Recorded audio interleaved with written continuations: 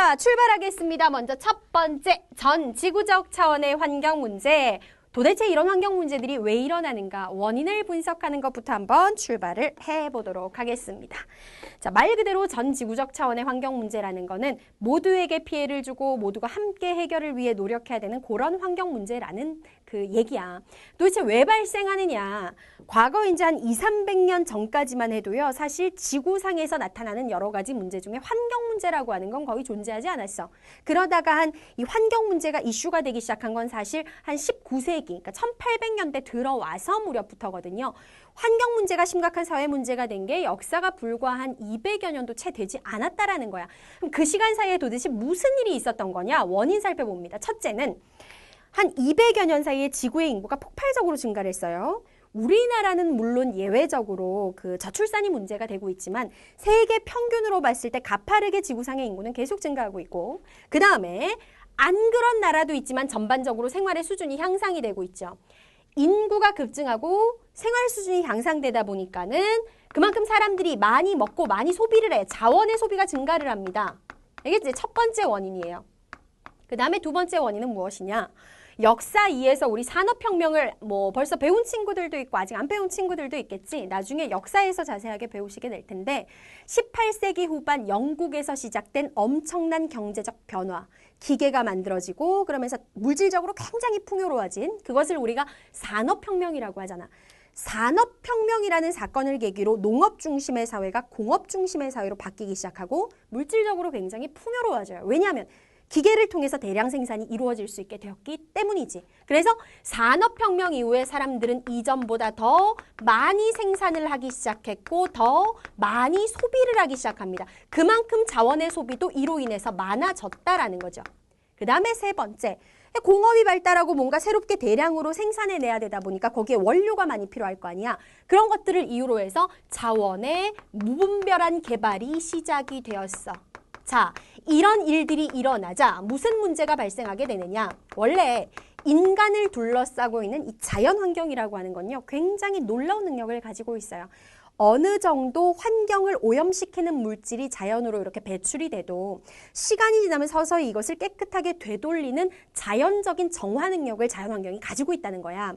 그 능력을 우리가 자정 능력이라고 얘기를 하거든요. 근데 너무 빠르게 개발을 하고 너무 자원을 무분별하게 개발하고 너무 대량으로 생산하고 대량으로 쓰레기 배출하고 너무 많이 소비를 하고 하다 보니까 자연이 가지고 있는 스스로 자연을 정화시킬 수 있는 능력 자체를 벗어나는 위기가 초래되었다라는 거지. 그러면서 이제 환경이 파괴되기 시작하고 여러 가지 환경 관련 문제들이 등장하기 시작했다라는 거야. 자, 이게 바로 대표적인 원인들이고요. 지금부터 살펴볼 게 이제 대표적인 문제들과 특징인데, 자, 그렇다면 구체적 내용 들어가기 앞서서 이러한 전 지구적 차원의 환경 문제들은 공통적으로 어떤 특징을 가지고 있느냐? 첫째, 앞에서도 말했지만 특정 국가, 특정 지역의 문제가 아니라 전 세계에 걸쳐서 이런 문제가 발생한다. 이게 첫 번째 특징. 그 다음에 그 환경오염 문제, 지금부터 배울 환경오염 문제가 나타나는 원인 형태가 굉장히 복잡하고 다양하다. 그러니까 한 가지의 원인이나 한 가지의 형태가 아니라는 뜻이야. 그 다음에 세 번째, 이러한 환경 문제는 피해를 주는 규모 자체가 피해 규모가 엄청나게 크고 피해를 주는 범위가 굉장히 넓다. 이런 특징들을 가지고 있습니다. 자, 과연 어떤 환경 문제들이고 뭐 때문에 발생하길래 이러한 특징을 나타내는 것인가? 지금부터 구체적 사례 들어가는데요. 가장 시험에 잘 나오는 게 오존층 파괴에 관련된 거, 지구온난화에 관련된 거, 사막화 관련된 거. 요거 세 개가 시험에 가장 잘 나옵니다. 참고하시고 지금부터 출발할게요. 오존층 파괴. 우리가 그 과학 시간에 배우는 화학기호로는 오존층을 뭐라고 얘기를 하냐면은 산소 세 개가 결합된 형태 O3 이렇게 얘기합니다. 눈에 보이지는 않는데 이 O3라고 불리는 오존층이요. 지구의 저 위에 성층권 위를 이렇게 덮고 있어요. 그럼 이 오존층이 해주는 역할이 무엇이냐? 태양에서 나오는 지구에 안 좋은 영향을 미치는 자외선을 차단시키고 이 자외선이 지구로 도달하지 못하게 막아주는 역할을 한다는 거지. 과학 시간에 배울 거야. 태양에서 나오는 빛은 왜 세 가지로 나뉘어진다. 선생님 어렸을 때 배운 건데 여러분도 배우시지 않아요? 몇 학년 때 배운지 모르겠지만 적외선이 있고 자외선이 있고 가시광선이 있고 태양에서 나오는 빛은 이렇게 세 가지로 나눌 수가 있어. 가시광선이란 건 우리가 눈으로 확인할 수 있는 색깔을 말하는 거고, 그 다음에 이제 적외선하고 자외선이 있는데, 적외선은 사람한테 되게 좋은 영향을 미쳐. 그래서 우리가 막 뼈 아프고 어디 막 근육통 있을 때 한의원에 가면은 빨간색 이렇게 등에 이런 거를 이렇게 몸에다 쪼여주면서 치료하는 거 있거든. 그게 적외선 치료라고 하는 거야. 적외선은 굉장히 좋은 역할을 하는데 반대로 자외선은 굉장히 지구상에 살고 있는 동물, 식물, 모든 생물에 아주 나쁜 영향을 미칩니다. 이 나쁜 영향을 미치는 자외선을 오존층이 막아준다라는 거야. 그런데 여러 가지 인간들의 무분별한 개발과 자원의 소비로 인해서 이 오존층이 파괴되기 시작했어요. 구멍이 뚫리기 시작했다라는 거야. 그러면 오존층에 구멍이 뚫리면 생물에게 나쁜 영향을 미치는 자외선이 직접적으로 지구에 악영향을 주게 된다라는 거지. 그러니까 심각한 환경 문제죠. 자, 들어갈게요. 왜 발생하느냐? 오존층을 파괴시키는 원인 물질, 범인은 바로 프레온가스입니다.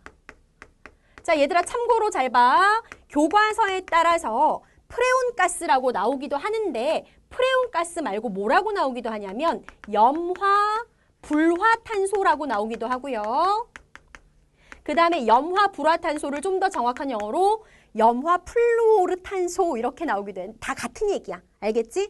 선생님이 프레온가스라 했는데 우리 책은 이렇게 나와요. 틀린 거 아니에요? 이렇게 질문하지 마세요. 같은 겁니다. 자, 원인 물질 프레온가스의 과도한 배출 때문이다. 이 프레온가스가 오존층에 구멍을 뚫는 역할을 한다라고 생각하면 돼. 자, 그렇다면 프레온가스 때문에 오존층이 파괴되면 과연 어떤 나쁜 일들이 생기게 되는가? 가장 나쁜 거, 시험에 가장 잘 나오는 것부터 얘기하자면 인간에게 치명적인 피해를 줍니다. 피부 질환과 안구 질환을 유발시키는데요. 안구 질환이라는 건 이제 눈을 말하는 거지. 피부 질환이 심해져서 실제로 오존층 파괴로 피부암이 발생하는 사례도 많이 보고가 됐고요. 안구 질환이라 그러면 일단 눈이 나빠지는 것뿐만 아니라 눈에 관련된 질환 중에서 뭐 백내장 이런 거 들어봤을 거야. 백내장의 원인이 되기도 해요. 그 다음에 두 번째, 사람뿐만 아니라 모든 살아있는 생물에 영향을 준다 그랬잖아요. 농작물에 치명적인 영향을 줘서 농작물의 수확량을 감소시키는 피해도 야기하고, 그러면 땅 위에 있는 동식물에 영향을 주면 바닷속에도 나쁜 영향을 미치지 말라는 법 없겠지. 자외선이 직접적으로 바다 쪽으로 영향을 주게 되면요. 바닷속에 있는 식물성 플랑크톤, 작은 물고기들의 먹이가 되는 식물성 플랑크톤의 숫자를 감소시켜요. 이 플랑크톤이 적절하게 유지가 돼야 작은 물고기들이 플랑크톤을 먹고, 그 다음에 그 큰 물고기들이 또 작은 물고기를 먹고, 이걸 우리가 일종의 먹이 사슬이라고 하잖아. 해양 생태계의 균형이 유지가 되는데 식물성 플랑크톤이 감소하다 보니까는 작은 물고기들이 먹이가 없고, 그러면서 개체수가 감소를 하고, 그럼 큰 물고기들도 또 먹이를 먹을 게 없고, 그러면서 해양 생태계가 파괴가 된다라는 거야. 이게 오존층 파괴가 가져다주는 악영향입니다. 자, 그렇다면 오존층 파괴는 특히 어느 지역에서 심각하냐? 오늘날에는 워낙 이 오존층 파괴가 가속화가 돼서 적도 근처 열대지방 상공을 제외하고는 거의 전 지역에서 피해가 발생을 하는데, 가장 심각한 곳을 꼽아라 그러면 거의 오존층이 존재하지 않는 상태, 지경에 이르는 남극 그리고 주변 지역, 여기가 가장 심각해요. 길게 강의하는 한 끝에서는 그 원리를 선생님이 간단하게 설명했는데 우리 시험 특강에서 거기까지 설명하기에는 시간이 조금 부족하고, 어쨌든 남극 주변이 가장 심각하다라는 거 선생님이 실어놓은 사진 자료와 함께 확인을 하시기 바랍니다. 거의 구멍이 뚫려서 없어요. 오존층이 가장 심각하다. 자, 그렇다면 이 문제를 어떻게 해결해야 될 것인가? 어떻게 해야 되겠어요? 오존층을 파괴하는 주범이 프레온가스, 염화 불화탄소라 그랬으니까 이걸 사용하지 못하게 규제를 해야 될 것이고, 규제를 하면은 프레온가스가 꼭 필요한 데가 있을 거 아니야. 프레온가스 대신에 사용할 수 있는 대체 물질을 개발을 하는 게 시급하겠죠. 실제로 그래서 이 오존층을 파괴하는 물질을 규제하기 위한 국가 간의 협약이 체결된 게 있어. 조금 이따 선생님이랑 중요하게 배울 텐데 그때 다시 얘기하고, 이 프레온가스가 우리 주변의 실생활에서 굉장히 과거에 많이 사용이 됐어요.